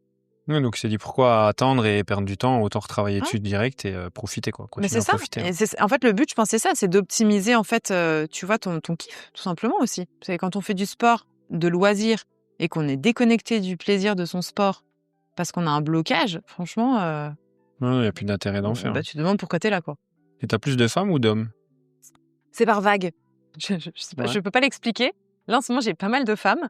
À un moment donné, j'avais que des hommes. Je peux pas l'expliquer, mais sinon, de manière générale, j'accompagne homme ou femme, peu importe, quel que soit l'âge d'ailleurs. Alors souvent, moi, j'ai peu de très jeunes. Il y a des jeunes qui bossent déjà à partir de 15-16 ans quand ils sont en espoir, par exemple, même un peu plus tôt. Moi, en général, les personnes avec qui je travaille le plus régulièrement, en tout cas, ont un peu plus de 25 ans et jusqu'à 55 à peu près. Voilà, c'est une tranche. Ok. Mais sinon, ouais, puis l'avantage de mon métier, c'est que je peux pratiquer partout en France en visio. Quand les gens sont sur Metz, c'est plus simple. Oui, c'est plus simple pour Voilà. toi, ouais, bien Ça sûr. permet de faire une rencontre, surtout, c'est Ouais, chouette. ça aussi, ouais, c'est Voilà. Mais sinon, on peut travailler partout parce que tout se fait en distanciel. Et si tu veux, moi, je fais vraiment un plan sur mesure en fonction de la personne, de ce dont elle a besoin. On le valide ensemble, tu vois, tout est cadré, hein. Il y a un contrat d'accompagnement. Enfin, tu vois, c'est vraiment, c'est pas entre deux portes, quoi. Et l'idée, c'est vraiment de s'adapter et en plus d'adapter encore au fur et à mesure de l'évolution. Si toi, tu fais un accompagnement et ta conjointe, par exemple, même si vous voulez travailler les mêmes choses, vous n'allez pas forcément avancer de la même manière. Puis parfois, tu vois, on creuse et on dit: «Ah ouais, OK, il y a ça en plus. Ouais, ça dépend des blocages de chaque personne. Voilà. Et puis, ça dépend de comment tu avances. Si tu as essayé des outils que ça t'a plus ou moins parlé, tu vois. Quand tu as des problèmes de confiance en toi, c'est plus ou moins ancré aussi. Quand tu as des blocages liés à une blessure, si la blessure, elle date d'il y a 2 mois ou la blessure, elle date d'il y a 3 ans, c'est pas ancré de la même manière. Ouais, bien sûr. Donc, il y a plein de choses qui peuvent différer. Mais c'est vrai que, homme ou femme, ça dépend des périodes, des semaines, on va dire. Ok, écoute, j'arrive au bout de mes petites questions que j'avais à te poser. J'en ai encore quelques-unes que du coup je t'avais pas envoyées, OK. que je me suis gardé pour moi. Ça, c'est les petites questions que je pose toujours en fin de podcast. Allez, vas-y. Si tu devais donner un seul conseil bien-être qui va au-delà du sport, ce serait quoi? L'alimentation. Alors, je sais pas si ça répond vraiment bien à ta question, entre guillemets, mais pour moi, c'est le premier truc qui me vient à l'esprit. C'est l'alimentation, alors avec le sommeil, mais je vais garder l'alimentation maintenant que je suis partie sur l'alimentation. Tu peux mettre les deux. Hein, Ouais, je mets les deux du coup, ça en fait deux. Non, mais pour moi, c'est des piliers. C'est-à-dire que t'as beau faire du sport, par exemple, si tu manges pas sainement à côté, on a le droit aux extras, on est bien d'accord, et que tu dors mal, ton bien-être, il sera pas au top. Et à l'inverse, si tu dors super bien, que tu fais pas de sport, que tu manges mal, et enfin, tu vois, pour moi, c'est 3 piliers hyper importants de la vie et du bien-être de manière générale. C'est sûr, si tu manges beaucoup et que tu dors bien. Ah bah là, t'es quand même bien. Oui, t'es bien, mais du coup, il te manque quand même le sport pour être. Pour équilibrer, quoi. Voilà, pour mais tu peux être bien. ça. Tu peux être bien dans ta vie. Oui, tu peux être bien dans ta vie, dans ta tête, dans ta peau, dans tes baskets, bien mais sûr. si tu manges trop, à un moment donné, tes prises de sang vont peut-être pas être trop contentes non plus. Oui, ça c'est sûr. Point de vue santé, après, c'est autre chose. Faut équilibrer. Après, je dis pas, il faut pas faire une alimentation de lapin, machin. Faut s'écouter, voilà, suivant ce qu'on veut faire. Faut essayer différentes choses. Hein. Ouais. Moi, je me fais accompagner là depuis pas longtemps par une diète du sport, tu vois, justement, parce que je voulais, moi, c'était le but, c'est rééquilibrer mes macros. Enfin, je voulais vraiment être, je veux pas être parfaite en termes d'alimentation, mais je voyais bien que j'avais des carences, qu'il y avait des moments où ça matchait pas, ça collait pas, j'étais tout le temps fatiguée, malgré le sommeil et tout. Donc, tu te dis, il faut aller chercher sur un autre plan, tu vois, justement. C'est pour ça que je te dis, et en fait, ce dont tu as besoin en plus à 30 ans, à 35, à 40 ans, suivant le sport que tu fais, le travail que tu fais aussi. Quand tu as un travail de bureau ou un travail où tu cours toute la journée à droite à gauche, où tu es sur un chantier, ta dépense calorique, elle est déjà pas la même, quoi. Oui, les besoins sont pas du tout les mêmes. Donc, tu vois, je pense que c'est vraiment les 3 piliers. Donc voilà, au lieu de 1, j'ai dit 2, alimentation, sommeil. 3 du coup. Non, le sport. le sport, t'as dit en dehors du sport. Donc c'est bon. Je l'ai que rappelé. Non, c'est vrai. Est-ce que tu as une citation, une phrase motivante qui t'inspire? J'en ai plusieurs, mais il y en a une qui me parle plus que d'autres, surtout en ce moment, je pense. C'est une de Einstein. Tu vois, alors je me prends pas pour lui, aucunement, mais il est plus facile de désintégrer un atome qu'un préjugé. Alors, elle va loin, cette citation, je trouve, mais pour moi, elle est hyper puissante parce que depuis que je suis préparatrice mentale, j'ai encore plus conscientisé, si tu veux, qu'on était tous pleins de préjugés, de croyances limitantes ou de préjugés sur nous-mêmes ou sur les autres, sur la vie, tu vois, de manière générale. Et souvent, on n'en est pas vraiment conscient, tu vois. Alors, des fois, on dit oui, je sais que, mais c'est la face émergée de l'iceberg. Et la face cachée, elle est bien plus profonde. Et ça, je trouve ça hyper puissant parce qu'à partir du moment où on le conscientise, et en plus, c'est compliqué, tu vois, d'aller, justement avec la PNL, on le fait, mais c'est hyper compliqué d'aller vraiment éclater, tu vois, un préjugé qu'on a, une croyance limitante. Et pour autant, ça nous freine tellement au quotidien. Et pour ça qu'en ce moment, je suis vraiment, tu vois, vraiment raccord avec ça. Et je me dis, c'est mon espèce de petit mantra, tu sais. C'est une belle citation. Plusieurs fois par semaine. C'est vrai en plus. C'est vrai. Voilà, si c'est Einstein qui le dit, forcément vrai. Ouais. non, je plaisante. Mais tu vois, c'est vraiment, je pense, le genre de choses où on est trop souvent sur nos acquis pour ça, en disant, de toute façon, je suis comme ça. De toute façon, oui, ça fait des années que je pense ça. Et donc, on reste là-dedans, tu vois. Et du coup, on n'avance pas. Et je trouve ça dommage. Je pense que entre 20, 30, 40, 50 ans, tu penses pas la même chose. Il y a eu des choses dans ta vie qui sont passées, des événements extérieurs, des nouvelles études, tout ça qui sont sorties. Donc, c'est vrai que je pense que tu penses différemment et tu es une personne différente aussi, je pense. Clairement, ouais. Que donnerais-tu comme conseil au toi d'il y a 10 ans? Et confiance en toi. Quand tu étais encore dans l'immobilier. Ouais, et confiance en toi. Mais je pense que je l'aurais donné à la Clara d'il y a 10 ans et la Clara d'il y a 20 ans et que je me le donnerai encore à moi aujourd'hui parce que je pense que la confiance, c'est jamais inné. Enfin, c'est pareil, ça se cultive en fait. Pas vraiment ça se travaille, pour moi, c'est ça que ça se cultive. Et il y a 10 ans, j'étais... Alors quand tu me voyais, je pense que tu disais pas que je manquais de confiance parce que tu vois, toujours en train de rigoler, de parler aux gens, enfin... Toi, sur mon visage, c'était pas forcément écrit, mais c'est des choses qui m'ont beaucoup bloquée, justement, tu vois, avec les croyances. Et je pense que c'est peut-être pour ça que je suis attachée à ça. Je me disais souvent, mais moi, je peux pas faire ça. De toute façon, mais moi, j'ai pas ce qu'il faut pour faire ça. Enfin, je peux pas y arriver. Enfin, bon, après, je t'épargne tous les détails, mais c'était vraiment ça. Et ça a été un long travail que j'ai fait sur moi. Et j'aurais aimé, tu vois, il y a 10 ans, pouvoir me dire, regarde où tu t'en seras dans 10 ans, comme tu seras aligné avec ce que tu fais et que ce sera le kiff, quoi.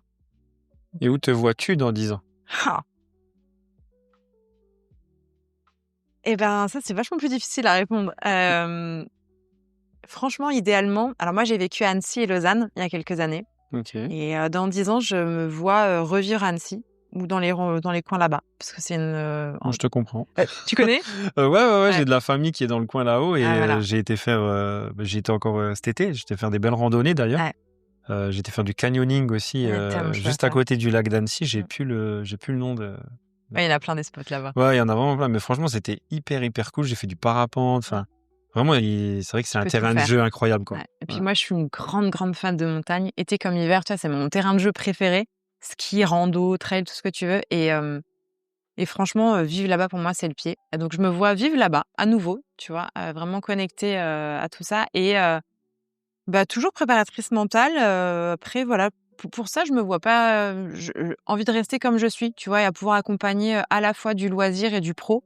Parce que je pense que c'est l'équilibre qui fait... on revient à l'équilibre. C'est pas fait exprès, promis. Mais je pense que, tu vois, c'est ça qui fait aussi que tu restes performant dans ton job. C'est que tu es connecté aussi au quotidien, tu vois, des gens qui font ça pour leur loisir, mais à la fois que tu peux aussi parfois...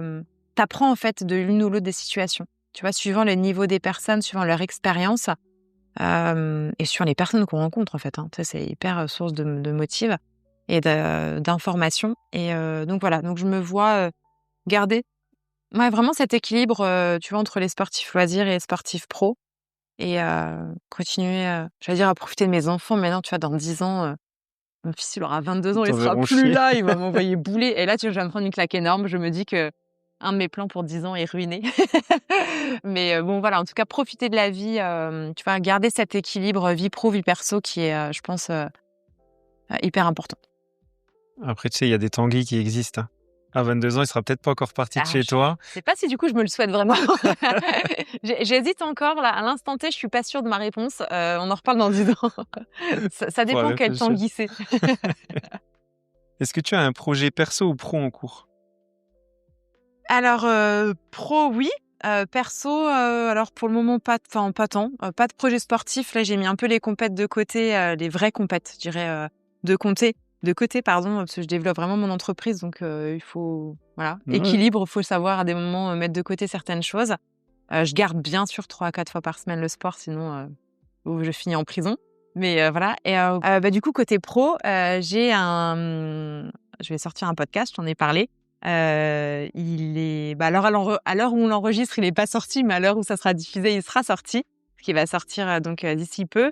Il va s'appeler donc Histoire de mental, histoire au pluriel. L'idée, c'est vraiment de montrer à travers les témoignages des personnes que je vais inviter l'importance du mental, justement, tu vois, que ce soit dans le milieu du sport ou du business. Ok. Et de montrer à quel point aussi une expérience de sportif a pu aider dans le côté pro et vice-versa.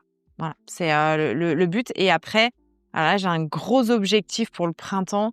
Je suis à fond dedans. Je vais réussir, bien sûr, hein, dialogue positif, mais c'est un gros boulot. C'est faire un séminaire retraite pour les dirigeants d'entreprise, mais plutôt premium dans les Vosges, dans un très bel endroit, avec une personne dont je peux pas encore parler parce qu'on est aux prémices du projet, mais voilà, vraiment quelque chose de 2-3 jours, très quali. Et la même chose pour les sportifs, mais beaucoup plus connecté nature ce coup-ci. Peut-être moins luxe, mais plus retourné aux bases. Et là, avec un ou une diète du sport et un coach sportif, par exemple.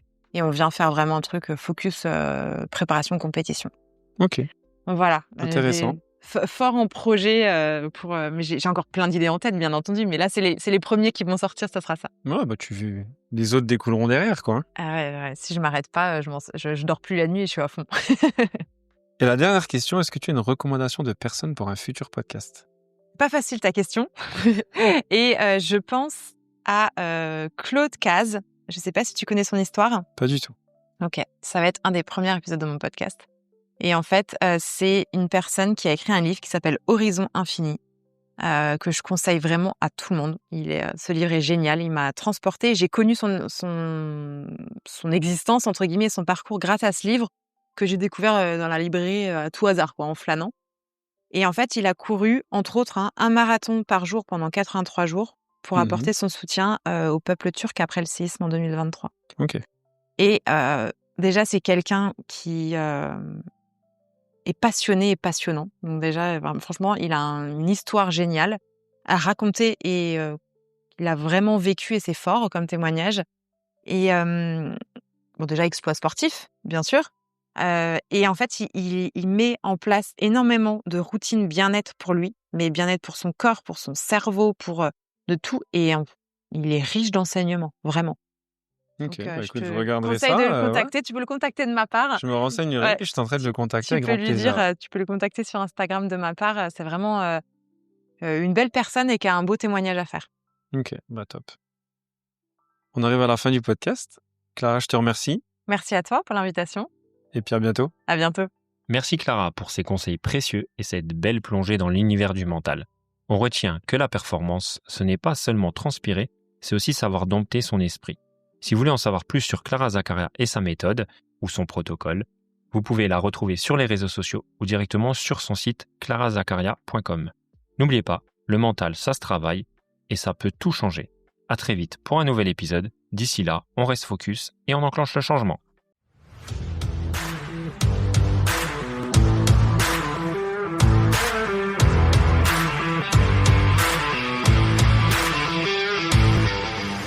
Focus Podcast.